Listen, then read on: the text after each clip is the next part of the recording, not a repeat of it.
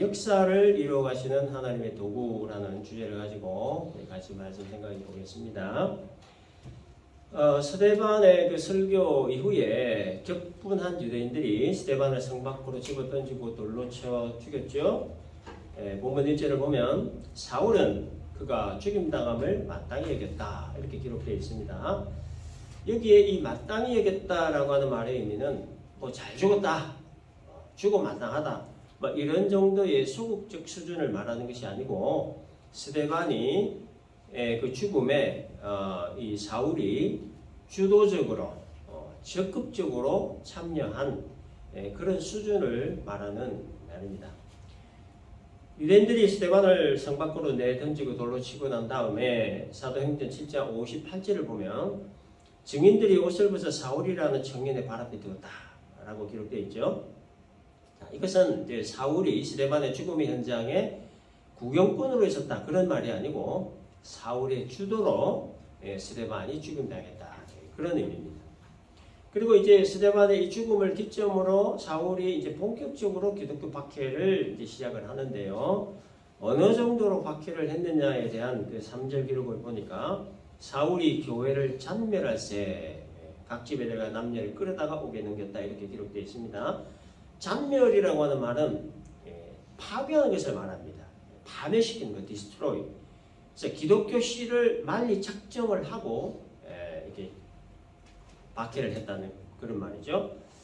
예수님 사후에 이제 모든 것이 끝났다라고 생각을 할 즈음에 예수의 추종자들이 다시 나타나서 예수가 살아났다라고 하며 여러 가지 기적들을 행하고 사람들을 선동하기 시작하자 유대인들은 베드로와 요한 그리고 제자들을 잡아다가 협박하고 능욕하고 채찍으로 때리기도 했지만 이 제자들의 기세는 꺾일 줄 몰랐습니다. 그러던 차에 스데반을 붙잡아 공회 앞에 세웠는데 이 스데반은 이 국부와 같은 이 아브라함을 건드렸죠. 그래서 이에 격분한 유대인들의 그 돌에 맞아 죽자 기세가 등등해진 이 사울이 이참에 예수의 추종자들을 완전 박멸해야 되겠다 이런 굳은 의지로 남자건 여자건 아이건 노인건 구별 없이 집집마다 다니면서 무차별적으로 잡아다 옥에 가두기 시작했다라는 겁니다. 성령 강림 이후 예루살렘으로부터 온 유대와 사마리아와 땅끝을 향해 전파되어져 가던 이 복음이 이 사울의 박해로 인해 최대의 위기를 맞게 되었습니다. 그래서 스데반 죽음 이후 사울의 박해가 본격적으로 시작이 되자 사도들을 제외한 일반 성도들은 모두 다 유대, 사마리아 그리고 다른 지역으로 뿔뿔이 흩어지게 되었습니다. 이들이 박해가 두려워서 뭐 자기 한 몸 살자고 도망을 갔던 것일까? 그게 아니었습니다. 사울의 박해가 두려워서 자기 한 몸 살자고 도망을 간 것이었다고 하면 이들이 스데반의 시체를 가져다가 그 장사를 치르지 못했습니다. 그리고 크게 뭐 울고 애곡하고 그러지 못했습니다. 이 2절을 보면 경건한 사람들이 스데반을 장사하고 위하여 크게 울더라 이렇게 기록되어 있죠. 당시의 시대적 상황이나 그때 분위기를 모르고 그냥 이 구절만 읽으면 다른 집사들이 스데반의 시체를 가져와 장례 치러주고 슬퍼했구나 뭐 이 정도로 그냥 생각하고 넘어갈 수 있는데, 근데 이 스데반을 장사하고 울게, 그것도 크게 울기 위해서는 이거는 옥고를 치러 가고 순교까지 각오가 없으면 할 수 없는 일이었습니다. 왜냐하면 구약의 율법을 중시하고 그 율법을 중심으로 살아가는 이 유대인들 입장에서 돌로 쳐 죽인 자의 죽음을 슬퍼하고 운다라고 하는 것은 돌로 쳐 죽임을 당한 자와 같은 사람으로 취급을 했기 때문입니다. 하나님을 못 어간 죄로 돌로 쳐 죽임 당한 자의 죽음을 슬퍼하고 장례 치러주는 것은 그 사람과 동조를 한다라는 의미로 받아들였기 때문에 옥고를 치르거나 순교까지 각오를 하지 않으면 할 수 없는 일이었습니다. 그러나 그럼에도 불구하고 이 초대교회 성도들은 스데반의 죽음을 슬퍼하며 크게 슬퍼하며 장례를 치러줬습니다. 스데반의 죽음을 애도하는 이 일로 인해 옥고를 치르는 한이 있더라도 이들이 붙들고 있는 그 견고한 신앙을 무너뜨릴 수는 없었던 거죠. 따라서 성도들이 박해가 두려워서 자기 한 몸 살자고 다른 곳으로 도망을 간 것이 아니었다는 겁니다.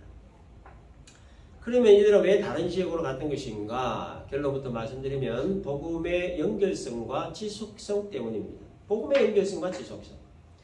박해로 인해 복음 전함이 중단되거나 끊어지지 않도록 하시기 위한 하나님의 섭리였다고 하는 거죠. 마태복음 10장에 보면요. 예수님께서 12 제자들을 세상에 파송하시는 그런 장면이 나옵니다. 12 제자들에게 귀신을 쫓아내는 권능을 주시고 또 모든 병과 모든 약한 것들을 고치는 권능을 주시고 천국 복음 전하라, 병든 자를 고쳐라, 귀신 내쫓아라, 너희 전대에 금이나 은이나 동을 가지지 말라, 거저 받았으니 거저 주라 라는 등등의 행동 강령들을 주시고 이 제자들을 파송을 하셨습니다.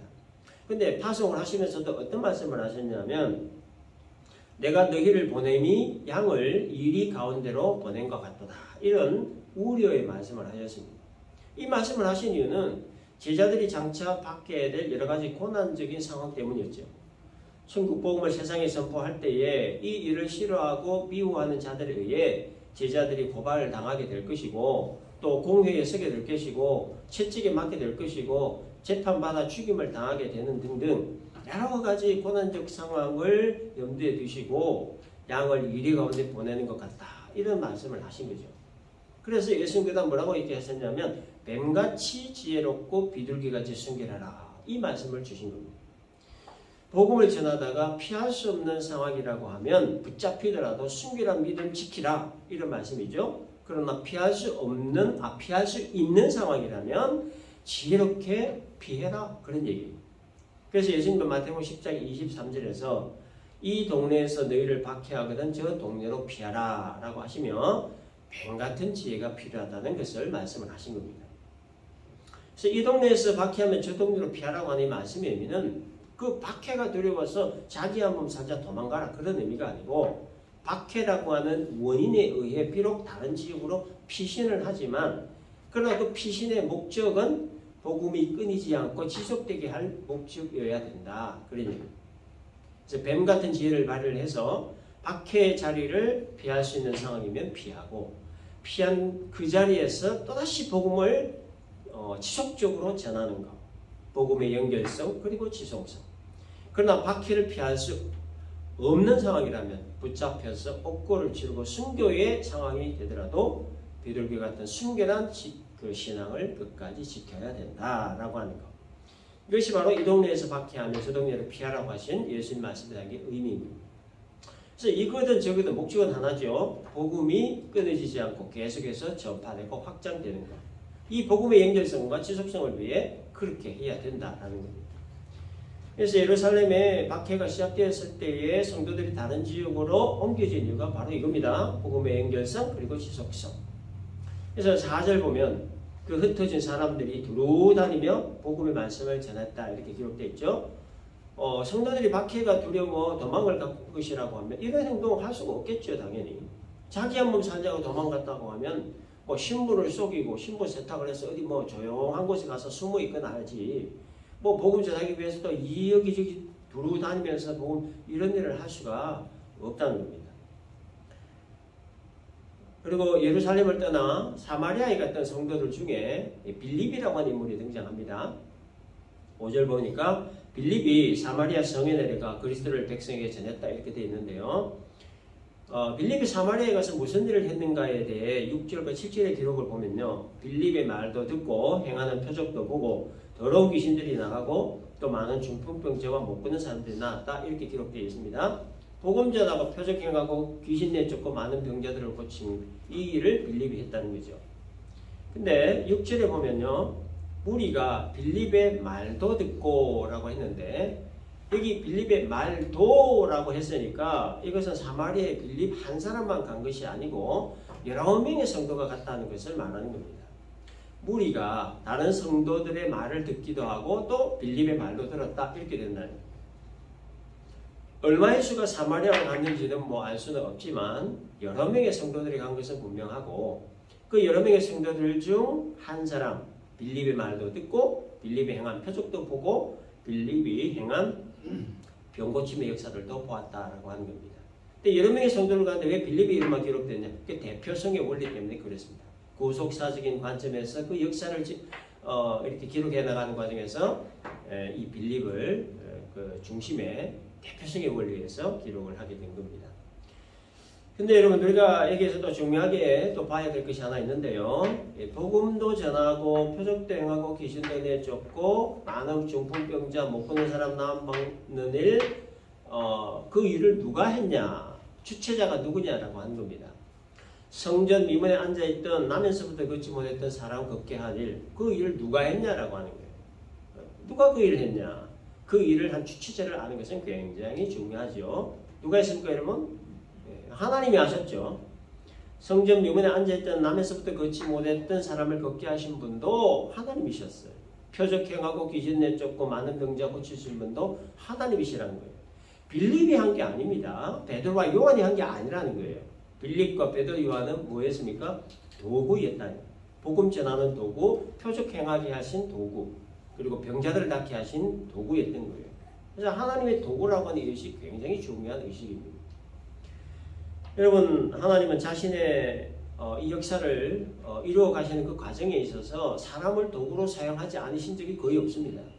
천지를 창조하시고 사람을 지으신 이후에 하나님은 사람을 통하여서 자신의 역사를 이루어 오셨고 지금도 이루어 계시고 또 앞으로도 그렇게 이루어 가실 거라는 거예요. 그래서 아브라함을 통하여 후손과 언약을 세우셨죠. 이삭을 통하여 장차오실 메시아의 뼈대를 세우셨습니다. 야곱을 통하여 12지파 이스라엘 건국의 기초를 세우셨습니다. 모세를 통하여 이스라엘 출애굽을 시키셨고 여호수아를 통하여 가나안 땅을 점령하게 하셨습니다. 세례 요한을 통하여 예수님이 오실 길을 예비하게 하셨고 12 제자를 통하여 복음의 문을 열게 하셨고 바울을 통하여 이방 나라에 복음이 전달되게 하셨습니다. 그리고 본문에 등장하는 이 빌립과 무명의 성도들을 통하여 사마리아에 복음이 증거되도록 하셨다는 겁니다. 그렇다면 하나님이 사람을 도구로 사용하시는 그 기준이 뭐냐라고 합니다. 기준이 있을 거 아니에요. 그죠? 먼저 하나님이 사람을 이렇게 사용하시는 도구로 사용하시는 그 기준은 사람의 기준과는 완전히 다릅니다. 예를 들어서 이 기업 같은 곳에서 뭐 직원을 채용할 때 그 일반적인 기준, 그 보편적인 기준이 뭡니까? 뭔가 좀 특별한 거, 특출한 거, 강한 것들, 그런 것들이 기준이에요. 뭐 어느 대학교를 나왔냐, 지방대냐, 뭐 수도권에 있는 대학이냐, 뭐 성적이 우수했냐, 뭐 어학연수는 다녀왔냐, 무슨 자격증을 가지고 있느냐, 소위 말하는 이 스펙 굉장히 중요시 여기죠. 또 인간관계는 어떠냐, 집안 배경은 어떠하냐, 품행은 방정하냐, 뭐 어떤 강점이 있느냐, 남들에게 없는 어떤 특출한 것이 있느냐, 뭐 등등 강하고 특출한 거, 이게 일반적인 채용의 기준이라는 거예요. 그래서 부모는 자식에게 어릴 때부터 강해야 된다, 강해져야 된다는 걸, 강한 자가 되어야 인정받고 성공한다, 이렇게 정말 주입을 하고 그렇게 교육을 하죠. 그래서 아이는 뭐 이게 뭔지도 모르고 그냥 생존 본능에 의해 성공과 출세를 위해서 강한 자가 되려고 그렇게 새벽부터 일어나서 밤늦도록 공부를 하고 또 공부합니다. 왜 그렇습니까? 강한 자가 크고 강한 영향력을 끼친다, 이런 생각을 가지고 있기 때문입니다. 그래서 세상의 원리는 뭡니까? 재력이 많은 사람이, 학식이 높은 사람이, 똑똑한 사람이 큰 영향력을 끼친다, 이런 생각을 보편적으로 가지고 있습니다.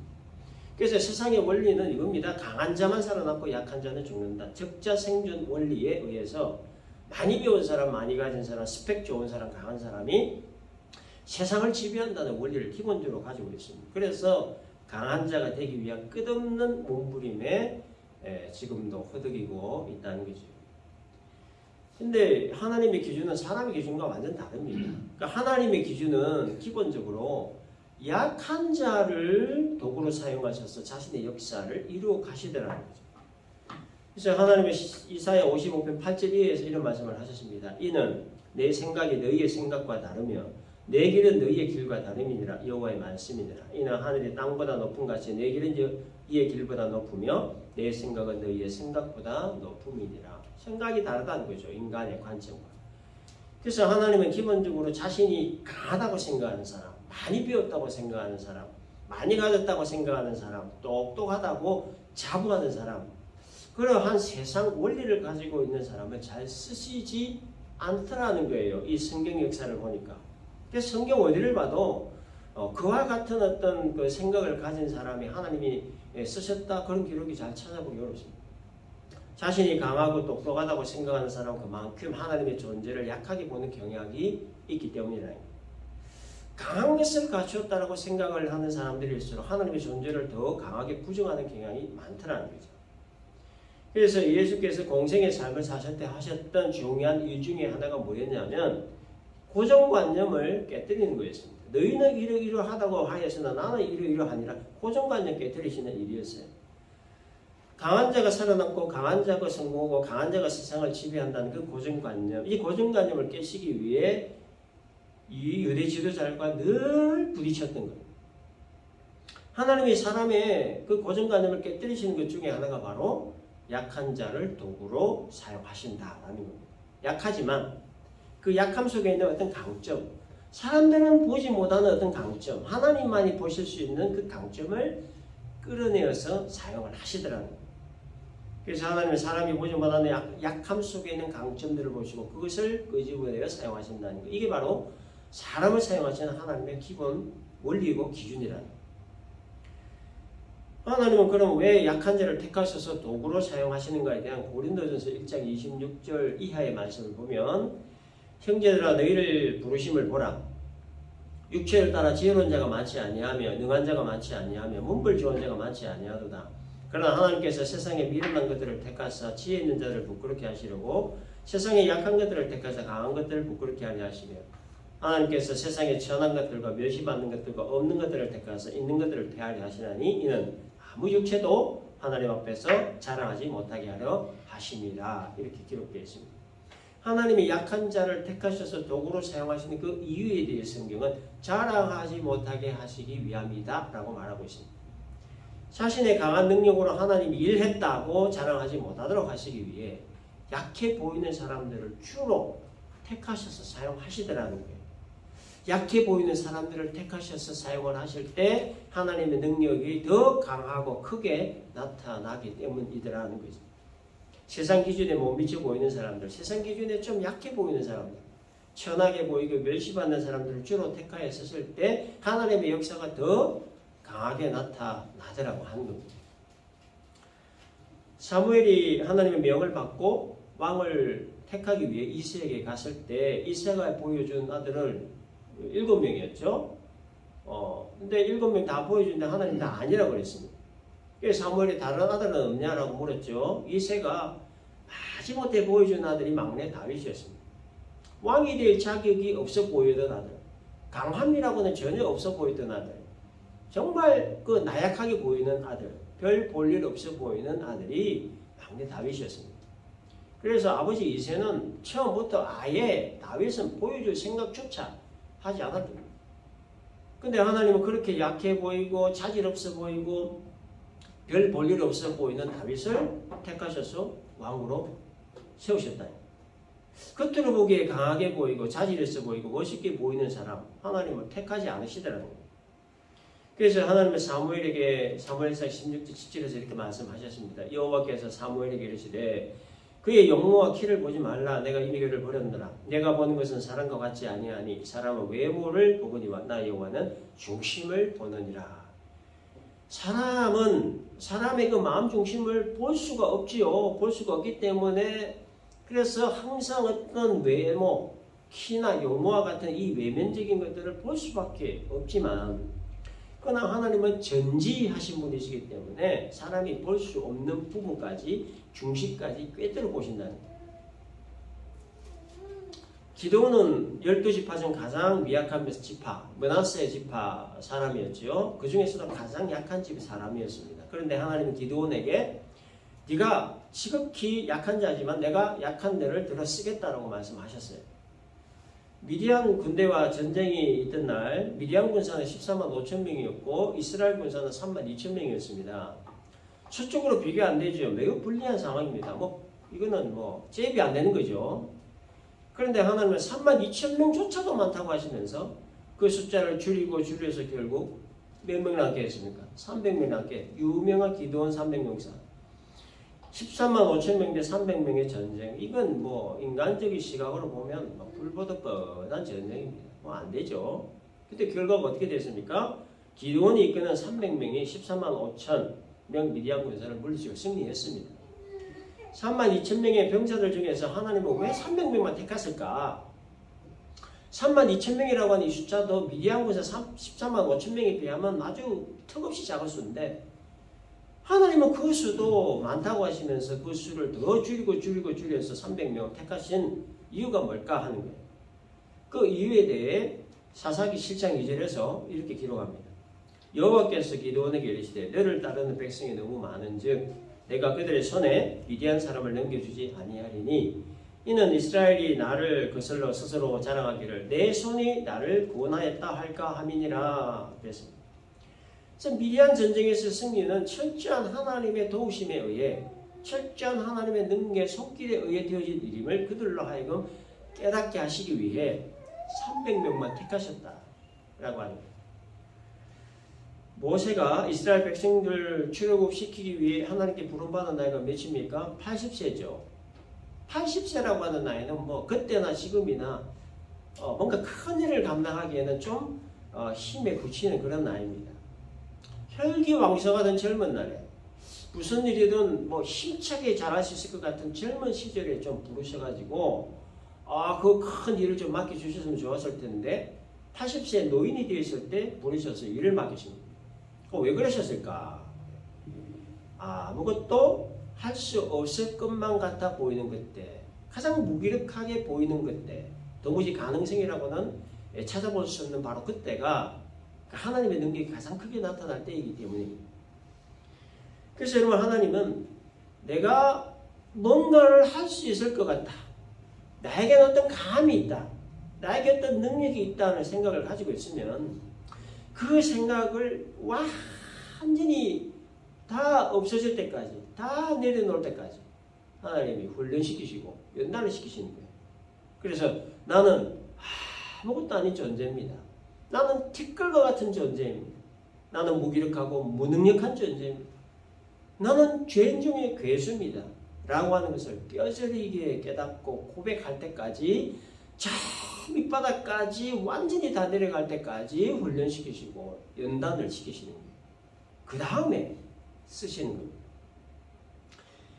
본문에 등장하는 빌립과 또 여러 명의 무명의 성도들, 그들이 비록 사울의 박해를 피해 사마리아로 또 다른 지역으로 갔지만 하나님은 그들을 통해 하나님 자신의 역사를 이루어 가셨습니다. 비록 사울의 박해를 피해 피신을 해야만 하는 참 나약하게 보이고 무능한 사람들로 보이지만, 그러나 하나님은 바로 그런 사람들을 통해서 자신의 역사를 써내려가고 계셨다는 거예요. 따라서 빌립이 복음을 전하고 더러운 귀신 내쫓고 많은 병자에 고친 것은 이 빌립이 했던 게 아니라고 하는 거죠. 빌립을 통해 하나님이 하셨다. 이게 정답이라는 거예요. 성전 미문에서 구걸하던 남에서부터 걷지 못하는 사람, 걷게 한 사람, 베드로 요한이 아니라는 거죠. 베드로와 요한을 통해 하나님이 하셨다. 이게 정답이라는 거예요. 자, 하나님이 하셨다라고 하는 의식, 나는 하나님의 도구로 사용되었다라고 하는 의식, 이 의식 굉장히 중요한 의식이라는 거예요. 왜 중요하냐? 이런 의식이 없이 하는 일은 결국 자신의 의를 쌓는 결과를 초래하기 때문입니다.